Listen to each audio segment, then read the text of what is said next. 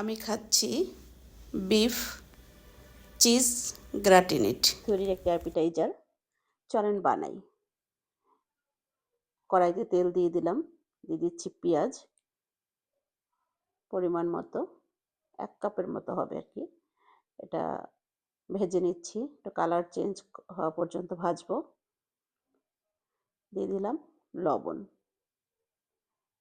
একটু এই যে কালার চেঞ্জ হয়ে গেছে পেঁয়াজের, দিয়ে দিচ্ছি আদা রসুন পেস্ট। আদা রসুনটা একটু ভেজে নিচ্ছি আদা রসুনের কাঁচা গন্ধটা দূর করার জন্য। এবারে দিয়ে দিলাম 1/2 কেজি বিফ কিমা।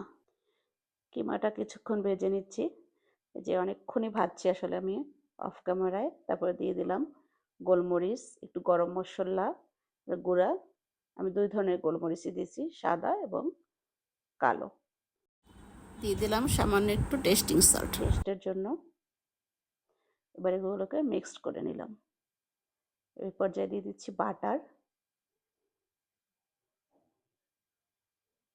বাটারটাকে মিক্সড করে এবার দিয়ে দেব চিজ।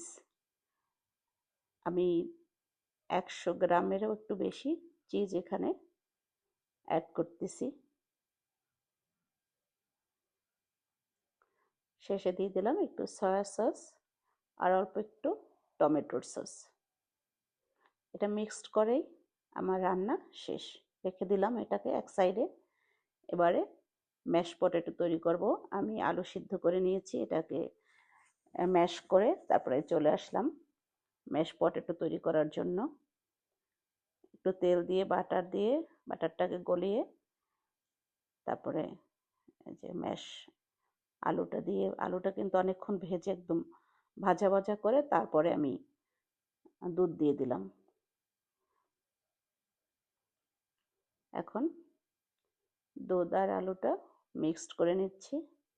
দিয়ে দিলাম একটু সাদা গোলমরিচের গুঁড়া। দুধের সাথে আলুটা মিক্সড করে নিলেই তৈরি হয়ে গেল ম্যাশ পটেটো। এখানে কিন্তু আমি 2 টেবিল চামচ বাটার দিচ্ছি 1/2 কেজি পটেটোর জন্য। এবার সেটিংয়ের পালা। আমি 1 লেয়ার পটেটো, তার উপরে কিমা যেটা রান্না করেছিলাম সেটা দিয়ে দিলাম লেয়ার লেয়ার করে। এর উপরে আবার চিজগুলো আমি পিস পিস করে নিয়েছি, কারণ চিজটা নরম হয়ে গেছে, গ্রেটার দিয়ে করতে গেলে ভালো হবে না, এই জন্য পিস করে নিচ্ছি। আপনারা গ্রেটার দিয়ে গ্রেট করে নিতে পারেন। এরপর যে আবার দিয়ে দিচ্ছি ম্যাশ পটেটো। উপরে ছিটিয়ে দিচ্ছি ব্রেড ক্রামের গুঁড়া। আমারটা একটু কালো কালো হয়ে গেছে, আপনারা আরও সাদা করে দিতে পারেন। 1 লেয়ার আবার উপর থেকে 1 লেয়ার পটেটো দিয়ে দিচ্ছি।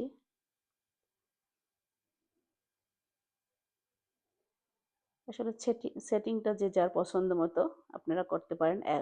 পুরোটা 1 লেয়ারেও করতে পারেন, আমি 2 লেয়ারে করলাম।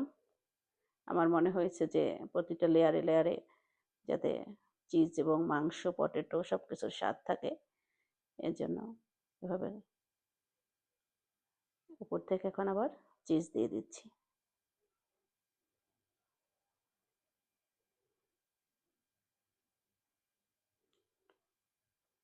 চিজ একদম বেশি করে দিয়ে দিলাম। তার উপরে উপরে ছিটিয়ে দিচ্ছি ব্রেড ক্রামের গুঁড়া।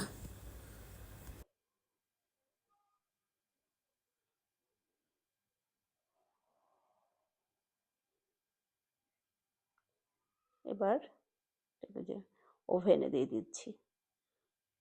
ওভেনে আমি দিয়ে দিলাম, আগে থেকে এটাকে হিট করে নিয়েছিলাম, 5 মিনিটের জন্য দিয়ে দিলাম। ফিরে আসছি 5 মিনিট পরে। এই যে আমার তৈরি হয়ে গেল বিফ চিজ গ্রাটিনেট।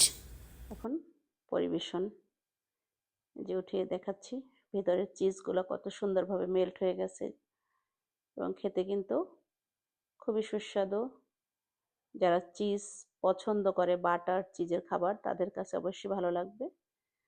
আপনারা এভাবে বাসায় ট্রাই করে দেখতে পারেন।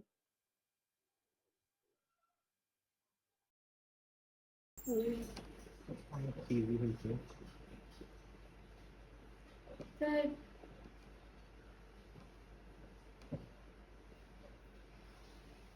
চিজ টিজ সব ঠিক আছে নবীন?